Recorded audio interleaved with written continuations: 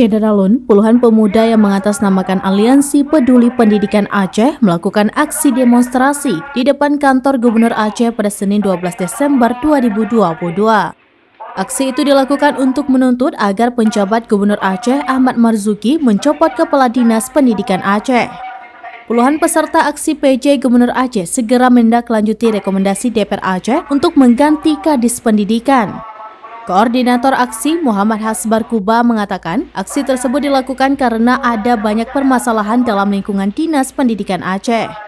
Salah satunya beasiswa untuk anak yatim yang dilakukan pemotongan oleh Dinas Pendidikan di mana untuk tahun 2021 tidak dibayarkan. Saat ini pihaknya juga belum mengetahui alasan pemotongan beasiswa untuk anak yatim tersebut. Pihaknya juga beberapa kali memasukkan surat ke Dinas Pendidikan menanyakan masalah tersebut namun tidak pernah ditanggapi.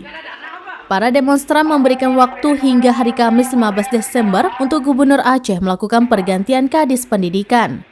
Jika tuntutan itu tidak diindahkan, maka pihaknya akan terus melakukan aksi serupa dengan massa yang lebih banyak lagi. Dari Banda Aceh, Indra Wijaya, serambinus.com.